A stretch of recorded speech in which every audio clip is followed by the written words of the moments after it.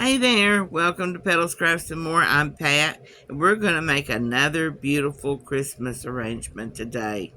You'll see that I decided I was going to use my Bow Dabra bow maker, but then I thought, this ribbon is thick enough, I think my hand can hold on to it. And sure enough, it could. So we're going to tie this ribbon by hand. You'll see my loops, I'm just moving them around as I put more ribbon in to make sure that my bow looks kind of like what I want it to in my hand.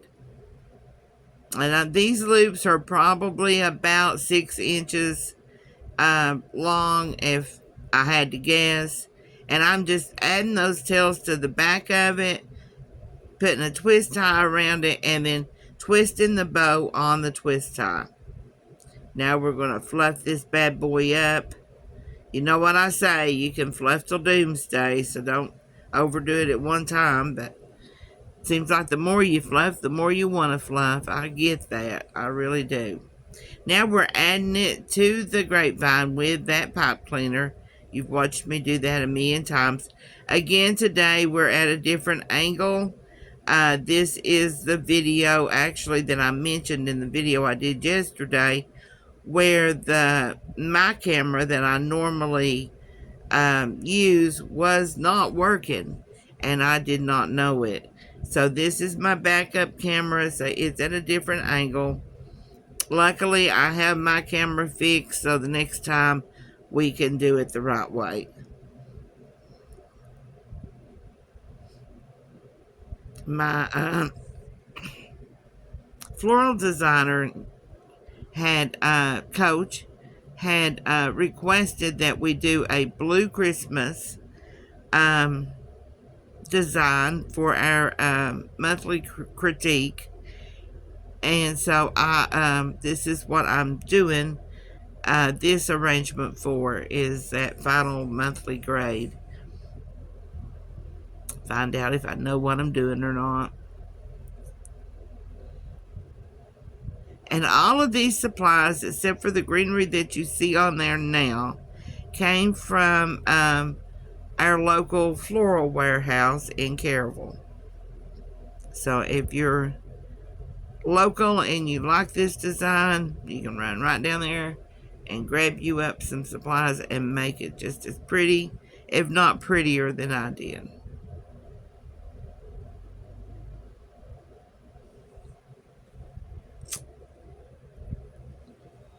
You'll see that I'm just placing that greenery throughout. I've got a couple of different shades there, and of course different textures. This is some form of a cedar. It doesn't really look cedarish to me, the one I'm putting in there now, but that's what it said on the thing. And the other was, of course, my pine. And you know how I always like to use 2 or 3 different greeneries to get all that texture and depth and dimension and all that stuff started out as I'm making my boundaries for my wreath.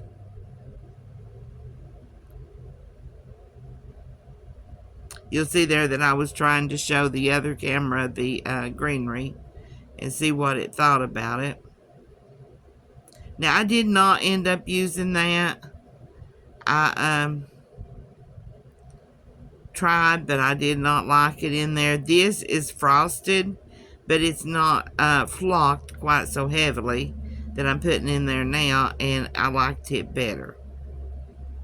And I can't remember, but it came from the warehouse down there too.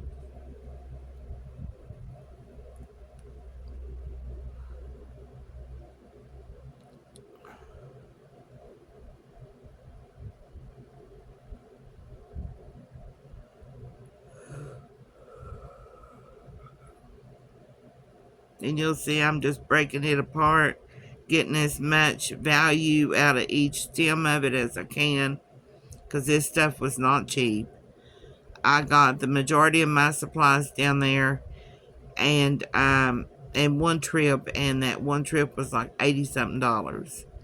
And that's normally what you would charge for a wreath, let alone, putting that much into a wreath. So I'm getting what value I can out of each one of those stems.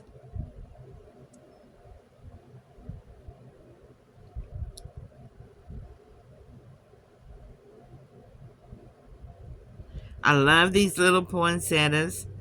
As you'll see, it's got that little blue tint on it. I just love that. I had been looking online for products for this design, but time got away from me and I didn't have time for them to ship. And I hadn't seen any of that at any of the online suppliers that I purchased from. And I just love it. Love it, love it, love it. I got me some extra. I did. Well, I got one extra, but you know, it's still extra.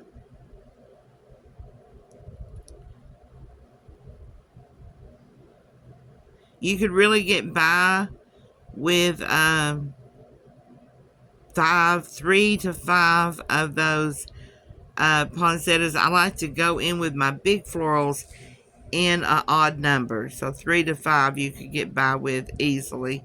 But I did come back in at the end of this after the video was over and add a couple of more to it just to kind of bulk it up a little bit.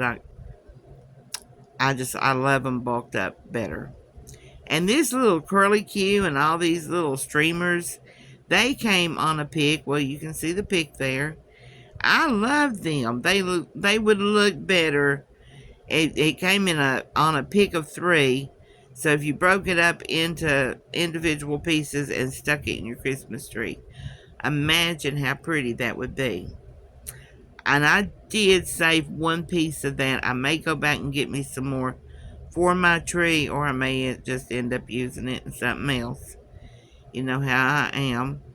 I've actually been thinking about making a centerpiece arrangement to match this wreath and make it a set. So I may end up using it. But I just love them little doodads.